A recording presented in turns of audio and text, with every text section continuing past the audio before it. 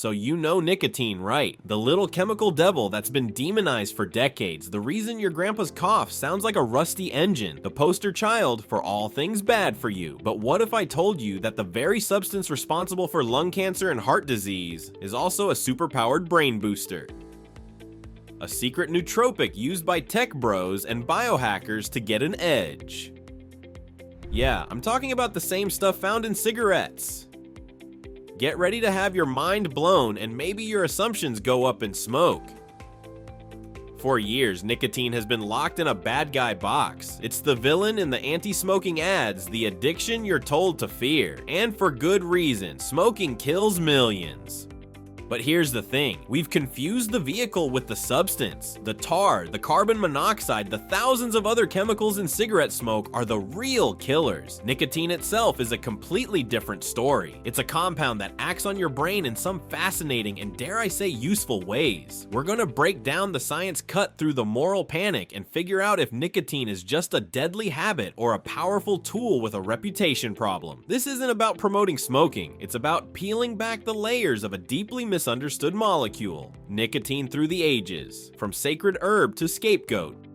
Before we get into the brain-boosting claims, let's rewind. Tobacco, which contains nicotine, wasn't always seen as a demonic leaf. For centuries, it was revered by indigenous cultures across the Americas. It was a sacred herb used in spiritual ceremonies for medicinal purposes and, yes, for social bonding. Early European explorers, upon discovering the plant, brought it back to Europe, where it was initially lauded for its purported therapeutic effects. People thought it could cure headaches, alleviate pain, and even ward off the plague. Imagine that, a plague cure you could puff on. Fast forward a few centuries and things took a dramatic turn. The rise of industrial tobacco production coupled with aggressive marketing led to widespread consumption. The link between smoking and severe health issues slowly but inevitably emerged. The science mounted, the warnings grew louder, and rightly so. But in this necessary and vital campaign against tobacco companies and the deadly act of smoking, nicotine itself became the singular villain. It was guilt by association, the baby thrown out with the toxic bathwater. This historical context is crucial because it highlights how our perception of a substance can shift dramatically based on its application, its cultural context, and the scientific understanding of the time. Nicotine's reputation today is almost entirely defined by its role in combustible cigarettes. But what if we could isolate its effects from the lethal delivery system? That's the question the modern healthy skeptic needs to ask. The brain on nicotine, acetylcholine, and cognitive enhancement. Now let's get into the nitty-gritty science. How exactly does nicotine interact with our gray matter? It all comes down to neurotransmitters, tiny chemical messengers that allow brain cells to communicate. Nicotine's star role is in mimicking acetylcholine. This is key. Acetylcholine is a vital neurotransmitter involved in a whole host of functions, including learning, memory, attention, and even muscle contraction. Think of it as your brain's conductor, making sure all the different sections of the orchestra are playing in sync. When nicotine enters your bloodstream and crosses the blood-brain barrier, it binds to specific receptors known as nicotinic acetylcholine receptors, or NACHRS for short. These receptors are widely distributed throughout the brain, particularly in areas responsible for cognitive function, like the prefrontal cortex, hippocampus, and basal ganglia. When nicotine binds to these receptors, it essentially opens up a gate, allowing more acetylcholine to be released, or making the existing acetylcholine more effective. It's like giving your brain a little turbo boost. This activation leads to a cascade of effects. Studies have shown clear short-term improvements in several cognitive domains. We're talking enhanced sustained attention, meaning you can focus on a task for longer without drifting off. Improved working memory, which is your brain's scratch pad for temporary information, faster reaction times, and even some benefits in fine motor control. These aren't just anecdotal feelings reported by smokers. These are measurable effects observed in controlled scientific studies, often using non-smokers given low doses of nicotine. For example, research has demonstrated that nicotine can improve performance on tasks requiring rapid information processing and vigilance. Participants given nicotine often outperform placebo groups in tasks designed to test sustained attention or the ability to filter out distractions. This is the core of the secret nootropic claim. The idea that nicotine, when delivered in a controlled way, can indeed sharpen the mind. It's like a cheat code for your consciousness. But of course, nothing this powerful comes without a significant drawback: the unavoidable truth, the mechanism of addiction.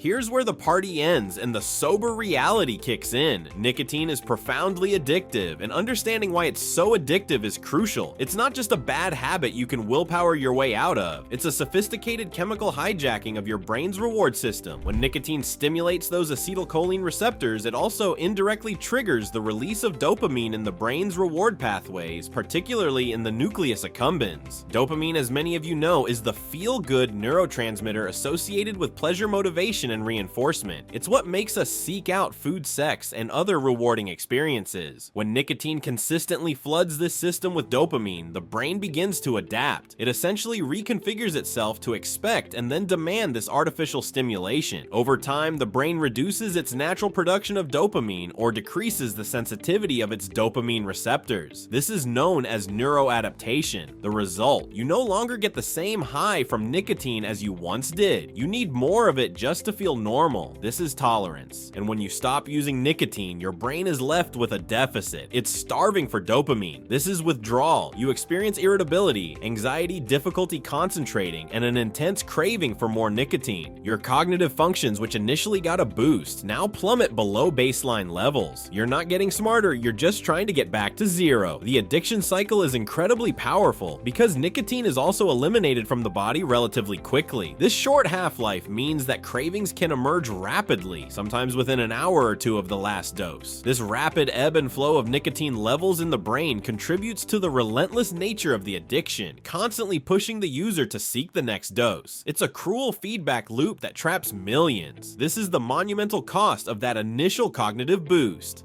The health risks: separating nicotine from smoke. Now let's address the elephant in the room that often gets ignored in the nicotine as nootropic discussion: the actual health risks of nicotine itself, apart from smoking. While it's true that the vast majority of tobacco-related diseases like lung cancer, emphysema, and cardiovascular disease are caused by the thousands of other toxic chemicals in cigarette smoke, nicotine isn't exactly harmless. First and foremost, nicotine is a vasoconstrictor. This means it narrows your blood vessels. This can increase blood pressure and heart rate, putting extra strain on your cardiovascular system. For individuals with pre-existing heart conditions or high blood pressure, even low doses of nicotine can pose significant risks. It's not the primary cause of heart attacks, but it certainly doesn't help. Secondly, there's evidence suggesting nicotine can contribute to arterial stiffness over time. Stiff arteries are a risk factor for heart disease, so while it's not tar in your lungs, it's still putting mileage on your ticker. It's like constantly revving your engine in neutral, not immediately catastrophic, but not good for long-term health. There's also concern about nicotine's role in fetal development. Exposure to nicotine during pregnancy, whether from smoking or nicotine replacement products, is linked to adverse outcomes, including premature birth, low birth weight, and impaired brain development in the fetus. This is a non-negotiable red flag. If you're pregnant or planning to be, nicotine is an absolute no-go. Furthermore, some research indicates nicotine might play a role in promoting the growth of certain types of cancer cells, though this area is still under investigation and not as clearly established as its addictive properties or cardiovascular effects. The mechanism isn't fully understood, but it's thought to be related to nicotine's ability to promote cell proliferation and inhibit apoptosis or programmed cell death. So while it's not causing cancer directly like carcinogens in smoke, it might act as a cancer promoter in certain contexts. A chilling thought for anyone considering it for a brain boost. And finally, let's not forget the digestive system. Nicotine can cause nausea, vomiting, and diarrhea, especially at higher doses. It can also exacerbate conditions like acid reflux. So while your brain might be firing on all cylinders, your stomach might be staging a rebellion. The bottom line here is that while nicotine is a vastly different beast from a cigarette, it's not a benign substance. It carries its own set of risks that need to be weighed against any perceived cognitive benefits. It's a trade-off that for most people simply isn't worth it. The Biohacker's Dilemma: Nootropic Nicotine, Forms and Rationales. Despite the risks, the allure of cognitive enhancement has led a niche community primarily within the biohacking and productivity spheres to experiment with nicotine as a nootropic. Their rationale is simple: if the benefits are real and the harms are mostly from combustion, why not use clean nicotine? The preferred forms for these biohackers are typically nicotine gum lozenges, patches, or sometimes even sublingual sprays. The common thread is that they avoid the inhalation of smoke and the thousands of associated toxins. The doses are usually kept low, often starting with 1 to 2 milligrams, which is far less than what a typical cigarette delivers. The goal isn't to get a buzz or satisfy a craving, but to achieve a subtle, sustained increase in focus and alertness. Many proponents report enhanced concentration during demanding mental tasks like coding, writing, or studying. They talk about flow states where distractions fade and productivity soars. It's presented as a tool to unlock peak performance. Some even cycle their use, only using it on days when intense focus is required to try and mitigate the addiction potential. However, this brings us back to the core problem, the addiction. Even at low doses and with intermittent use, the risk of dependency remains significant. The brain's reward pathways are powerful and highly adaptable.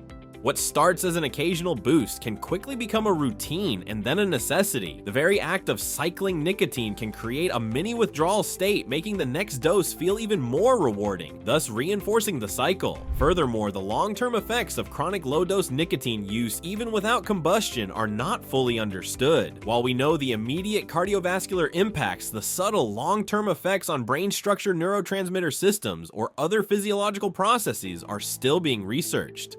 Are these biohackers unknowingly trading short-term gains for unforeseen future costs? The healthy skeptic must assume that without extensive long-term data, the answer is a resounding maybe. The appeal is understandable. In a hyper-competitive world, the idea of a simple pill or gum that can sharpen your mind is incredibly attractive, but the history of human substance use is littered with such promises that eventually reveal their true cost. Nicotine in any form is a powerful pharmacological agent, and treating it like a benign supplement is a dangerous oversight. Alternatives and caution, smarter ways to boost your brain. So if nicotine is a risky gamble for cognitive enhancement, what are the safer, more sustainable alternatives for boosting brain power? Because let's be honest, who doesn't want a sharper mind? The good news is that the foundational elements for optimal brain function are not sexy or secret, they're just effective. First up, sleep. This is the ultimate nootropic. Quality sleep allows your brain to clear, waste, consolidate memories, and prepare for the next day. Skimping on sleep and trying to compensate with stimulants is like trying to build a skyscraper on a foundation of jello. It just doesn't work long term. Aim for 7 to 9 hours of consistent restorative sleep. Next, exercise. Physical activity increases blood flow to the brain, promotes the growth of new brain cells, and releases a cocktail of beneficial neurotransmitters. A brisk walk or a challenging workout can offer a more natural and sustainable cognitive lift than any chemical. Then there's nutrition. A diet rich in omega-3 fatty acids, antioxidants, and whole foods supports brain health. Think leafy greens, berries, fatty fish. Fueling your brain with junk food and expecting peak performance is like trying to run a Formula 1 car on cheap gasoline. Mindfulness and meditation can also train your attention and reduce mental clutter, offering a profound increase in focus and clarity without any external substances. Learning new skills, practicing an instrument, or even engaging in complex problem solving are all ways to build cognitive reserves and keep your brain sharp. And if you're truly interested in nootropics, there are compounds with a far better risk-benefit profile. Things like creatine L-theanine found in green tea or certain adaptogens might offer subtle boosts with less significant downsides than nicotine. But even with these substances, a skeptical and cautious approach is always warranted. The allure of a quick fix is powerful, but the human brain is a complex and delicate instrument.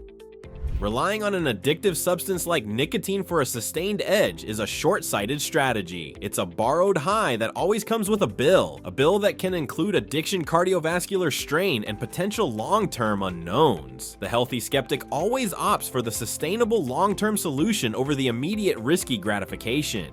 So where does this leave us? Is nicotine a secret nootropic? Yes, it can be. Does it have a genuine science-backed effect on focus and memory? Absolutely. But to call it a secret nootropic is to ignore the elephant in the room, and that elephant is a snarling, incredibly addictive beast. The truth about nicotine is that the benefits, while real, are inseparable from the risks of addiction and the physical side effects. It's a high-interest loan on your brain power, and the collateral is your long-term health and freedom from a powerful dependency.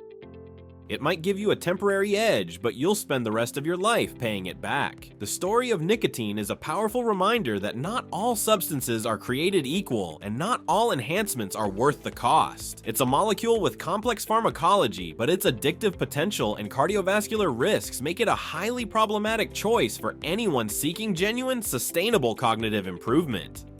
So next time you're thinking about a little nicotine for a productivity boost, maybe try a good night's sleep instead. It's cheaper and it won't make you want to fight a small child for their vase pen. If you enjoyed this journey into the murky world of wellness myths, hit that subscribe button. We're here to expose the BS so you don't have to. And if you're a nicotine user, maybe share this video with a friend. We're all in this together, trying to figure out if our hacks are helping us or just killing us slowly.